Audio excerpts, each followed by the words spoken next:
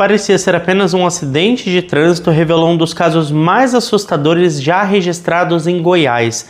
No porta-malas, algo que ninguém imaginava saiu do veículo. A partir dali, uma investigação complexa expôs uma história marcada por violência, frieza e uma tentativa desesperada de esconder a verdade. Com certeza esse caso impressiona logo de imediato, mas as camadas deste crime são muito mais bizarras do que você pode imaginar. Você já vai entender do que eu tô falando, mas antes, se tá chegando por aqui agora e ainda não é inscrito no canal, eu já te convido a se inscrever no canal, ativar o sininho para não perder as notificações, porque assim, todas as vezes que eu publicar um vídeo novo, o YouTube te avisa e você corre aqui para assistir comigo. Te convido também a me seguir nas redes sociais, porque por lá eu tô sempre interagindo com vocês e postando um pouco do meu dia a dia. E eu vou pedir logo no começo do vídeo para você deixar o seu like, que ajuda muito na divulgação do canal. E agora sim, vamos pro que interessa e bora pro caso de hoje.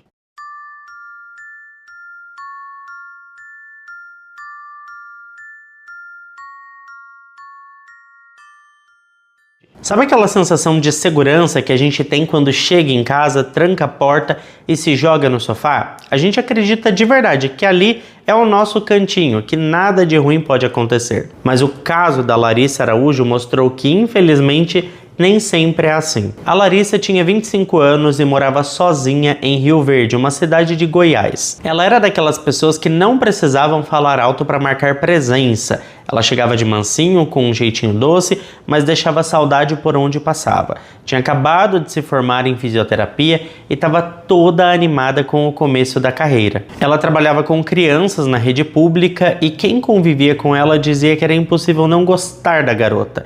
Gentil, dedicada, cheia de sonhos, era aquela pessoa que colocava amor em tudo que fazia.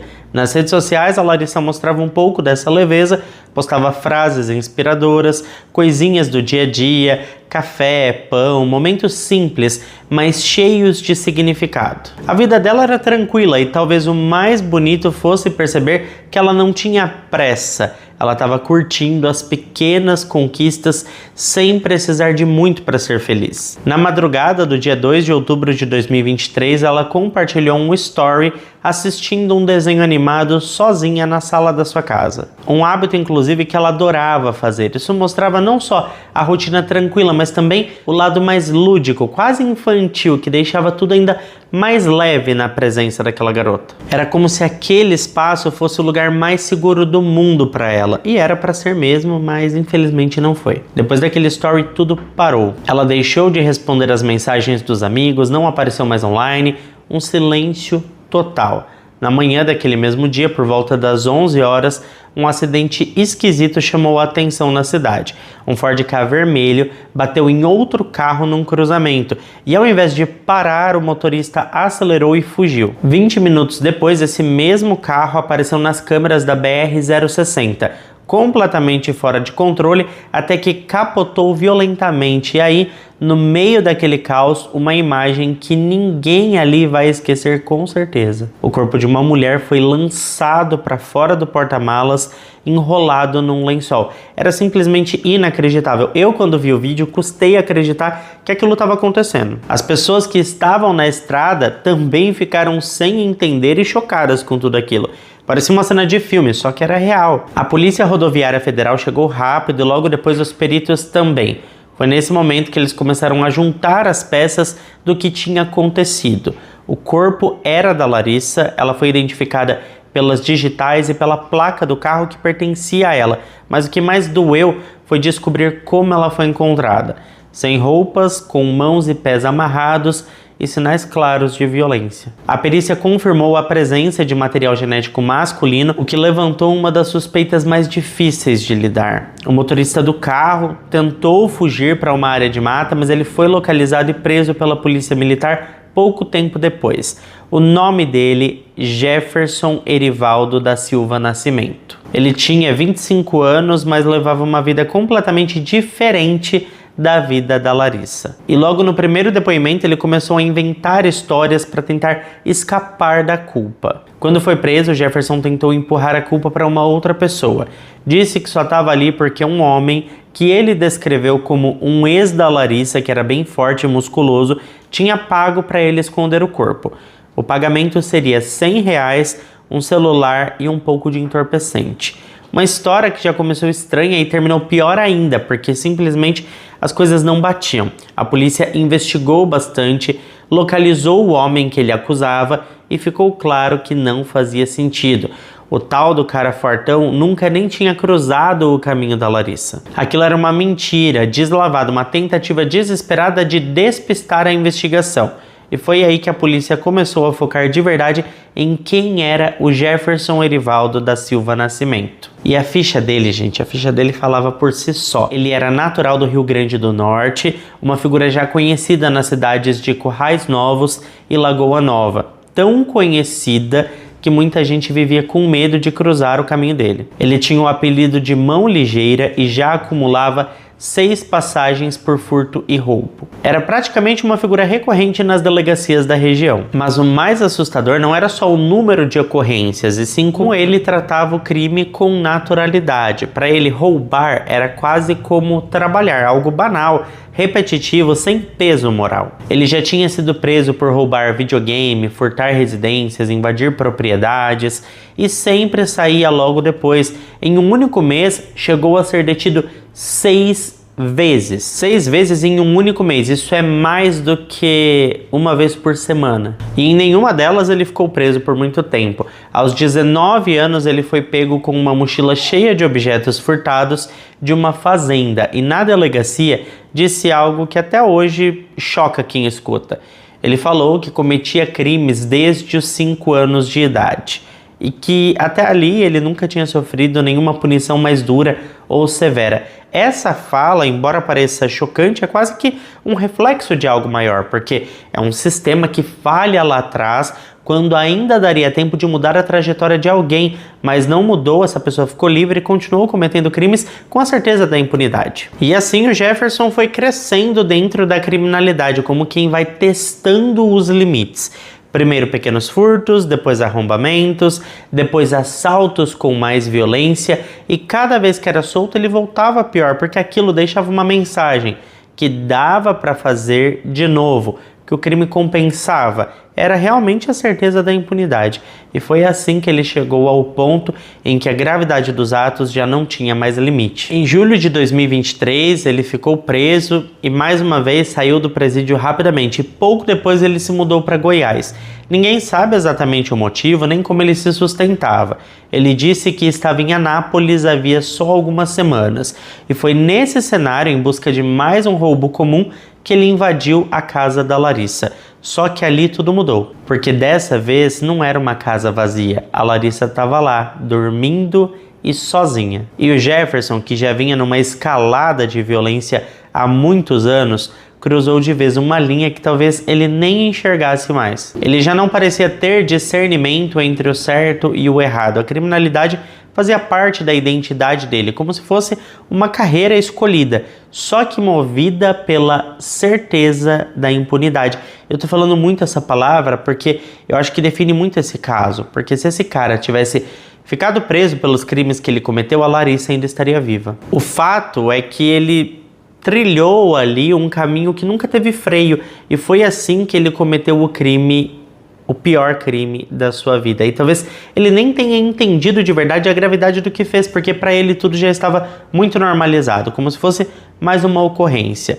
Depois da prisão dele, a polícia teve bastante trabalho para entender exatamente o que tinha acontecido. Uma coisa ficou clara desde o início: o Jefferson não conhecia a Larissa, a escolha da casa dela foi aleatória, ele pulou o muro, era por volta das 7 da manhã do dia 2 de outubro, a Larissa ainda estava dormindo e foi ali que tudo começou. As imagens de segurança foram cruciais. Câmeras próximas da residência mostraram o Jefferson entrando na casa. Horas depois ele aparece saindo com o carro da Larissa, o mesmo que mais tarde capotaria na BR-060. Isso já desmontava qualquer tentativa de negar a autoria. A perícia também foi minuciosa. Dentro da casa eles encontraram sinais de luta, o lençol da cama estava fora do lugar, havia objetos revirados e marcas nos móveis. Tudo indicava que houve resistência por parte dela, e mesmo assim ela foi dominada.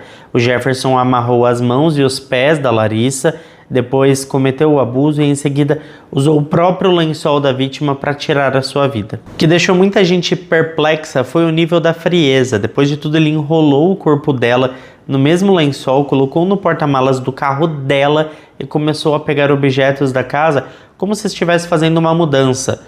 Televisão, botijão de gás, algumas coisas pessoais, tudo foi colocado dentro do carro. Um detalhe que parece simples, mas que mostra o quanto ele agiu como se aquilo fosse só mais um dia qualquer. Ele ficou mais de 1 hora dirigindo pela cidade, tentando pensar onde largaria o corpo.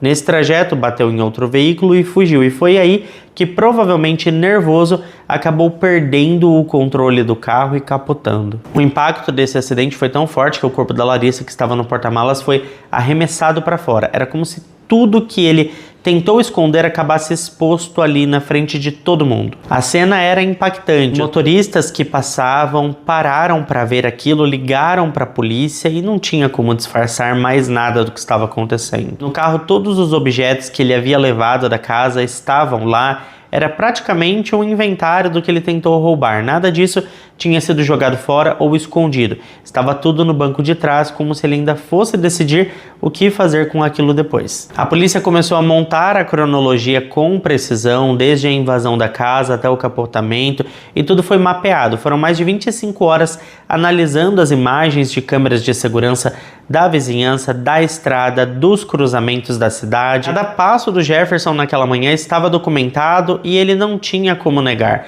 O delegado responsável pelo caso, Adelson Candel, do Grupo de Investigações de Homicídios, confirmou que o Jefferson agiu sozinho e que a motivação inicial era mesmo um furto, mas o crime evoluiu para algo muito mais grave quando ele percebeu que havia uma pessoa dentro da casa. Conforme as provas se acumulavam, o Jefferson foi ficando sem saída. Ele tentou mudar a versão várias vezes, criou histórias novas, envolveu mais nomes de terceiros, mas nada se sustentava.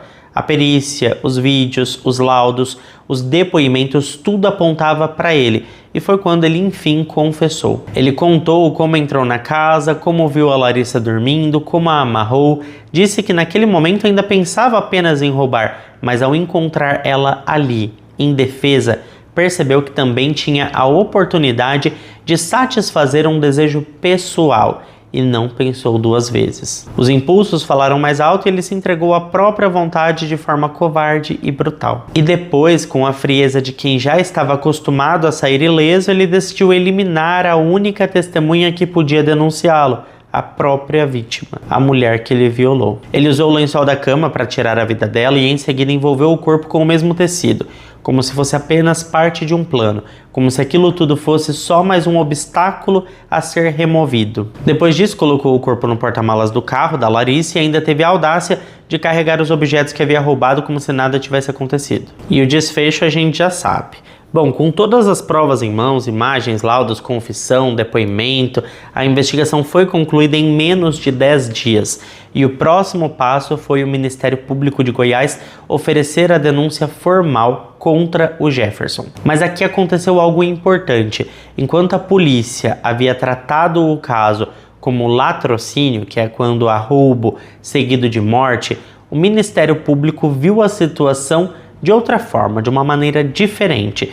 Para o promotor responsável, o que aconteceu com a Larissa não podia ser reduzido a um crime contra o patrimônio. Era muito mais do que isso. O Jefferson foi denunciado por homicídio qualificado com outros 4 agravantes: meio cruel, uso de recurso que dificultou a defesa da vítima, intenção de encobrir outro crime e menosprezo à condição de mulher, que se caracteriza como feminicídio. Além disso, ele também foi acusado por restrição de liberdade, abuso grave, furto e tentativa de ocultação de cadáver. Essa mudança de latrocínio para feminicídio pode parecer técnica, mas muda tudo. Vou explicar para vocês. Crimes como latrocínio são julgados por um juiz. Já o feminicídio, por ser um crime contra a vida, vai para um júri popular. Ou seja, a decisão sobre a culpa do réu é feita por 7 jurados, representantes da própria sociedade. O promotor Paulo de Tarso explicou com clareza: o Jefferson invadiu a casa por volta das 6h50 da manhã, foi até o quarto, imobilizou a Larissa, cometeu o abuso e, para evitar ser denunciado, tirou a vida dela. Tudo isso com extrema frieza. Depois tentou apagar os rastros, pegando o carro da vítima, vítima levando o corpo e os objetos furtados e fugindo. Essa foi a narrativa que chegou ao julgamento no dia 4 de abril de 2024, há basicamente um ano atrás. O Fórum de Rio Verde estava cheio logo cedo, mais de 180 pessoas acompanharam a audiência presencialmente. Outras ficaram sob o lado de fora, sob o sol, segurando cartazes, fotos, usando camisetas com a imagem da Larissa. Era um ato de resistência silenciosa, um jeito de dizer ela não está sozinha. Durante o julgamento, 8 testemunhas foram ouvidas, entre elas policiais, peritos e uma amiga próxima da Larissa. A cada fala, a cronologia do crime era retomada, peça por peça, até que o cenário ficasse claro para o júri. Os detalhes vinham à tona com precisão técnica, mas mesmo assim carregavam um peso emocional enorme. Era impossível não se abalar com o que tinha acontecido. Na parte mais esperada do julgamento, Jefferson foi a interrogatório e ali, diante da família da Larissa e de dezenas de pessoas que queriam justiça, ele confirmou tudo, confessou o crime e, pior, ainda tentou aliviar a situação, dizendo que, na verdade, só violou a jovem depois que já havia tirado a vida dela. Esse ponto deixa bem claro para mim, pelo menos, que realmente ele já não tinha mais noção do que era certo e errado, porque para a pessoa pensar que esse tipo de afirmação tornaria a situação menos pior, é realmente porque ela já perdeu a noção de tudo na vida. Um gesto total de desrespeito extremo, como se para ele aquilo fosse menos pior. E ele ainda tentou justificar dizendo que tinha bebido no dia anterior e que o acidente foi consequência disso, porque se estivesse totalmente sóbrio, não teria acontecido, já que ele dirigia muito bem. É bizarro, sabe? A sala de audiência nesse momento ficou em silêncio total, todo mundo estava completamente atônito com o depoimento desse ser humano, tentando entender o que se passava na cabeça dele. Os olhares se voltaram para os jurados e com certeza aquele era um momento decisivo. E a decisão veio. O Jefferson foi condenado a 46 anos, 9 meses e 10 dias de prisão em regime fechado, sem direito a recorrer em liberdade. A justiça entendeu que os atos cometidos por ele foram cruéis demais e que o histórico criminal dele deixava claro o risco de reincidência. Pela brutalidade, pela forma como tudo aconteceu, ele deveria continuar preso independente de qualquer recurso ou manobra jurídica. Mas essa não era a única pena que ele carregava. O Jefferson já tinha uma condenação anterior de 9 anos e 4 meses de reclusão que ele conseguiu, não sei como, entrar no regime aberto. E juntando tudo isso, a justiça determinou que ele cumprisse 56 anos, 1 mês e 10 dias de prisão, uma das maiores penas já registradas em casos do tipo na região. Do lado de fora do fórum, quando a sentença foi divulgada, algumas pessoas se abraçaram em silêncio, outras choraram. Era o fim de um ciclo de espera, um alívio misturado com tristeza, porque por mais que a justiça tenha sido feita, nada traria a Larissa de volta. Depois do julgamento, a cidade de Rio Verde entrou num luto silencioso. Não era só pela dor da perda da Larissa, mas também o choque com tudo que esse caso revelou. Muita gente passou a repensar a própria rotina, a segurança de estar em casa, a confiança em que o perigo está sempre do lado de fora e nunca do lado de dentro. A Larissa era uma jovem comum, trabalhadora, dedicada, morava ali, fazia planos para o futuro, cuidava de crianças no pronto-socorro, uma pessoa que estava apenas vivendo a sua vida e ainda assim, dentro da própria casa, foi surpreendida por alguém que não tinha nenhum laço com ela, alguém que entrou de forma aleatória, com a intenção de roubar, mas acabou destruindo tudo. E é aí que fica aquela sensação estranha, a de que por mais que a gente trave as portas, coloque trancas, evite certos horários para entrar e sair de casa, ainda existe uma fragilidade enorme quando o perigo está nas ruas solto. Quando alguém que já devia estar preso continua circulando e testando os limites da impunidade. Infelizmente, por mais que a gente se proteja, eu já vi casos, por exemplo, onde o perigo entrou dentro do condomínio. Não tem muito tempo que eu contei um caso que aconteceu aqui no sul do Brasil, do gringo que entrou dentro de um condomínio de luxo e cometeu um crime horrível. Se você não assistiu esse caso ainda, vou deixar aqui embaixo no comentário fixado para você assistir depois. Só que assim, A gente tem essa falsa sensação de que conseguimos nos proteger, mas enquanto pessoas perigosas estiverem andando pelas ruas, nem sempre a gente está 100% seguro. O que eu acho que precisa melhorar muito nesses casos é justamente isso. Se a pessoa foi presa várias vezes, cometeu vários crimes, ela precisa ficar presa, sabe? Porque ela é um perigo. Existe a reincidência. Foi preso uma vez, foi solto. Foi preso 2 vezes, foi solto. Foi preso 3 vezes. Nesse caso, esse cara foi preso mais de 6 vezes e foi solto. Tinha uma condenação para ele de 9 anos que ele estava respondendo em liberdade. Ou seja, a vida da Larissa foi ceifada, mas tudo isso poderia ter sido evitado. Esse é o pensamento que eu acho que esse caso nos traz. Mas é isso, gente. Muito obrigado a quem ficou até aqui comigo. Se ficou até aqui, não esquece de deixar o seu like, que ajuda muito na divulgação do canal. Eu fico por aqui, beijo grande para todos vocês e até o próximo vídeo.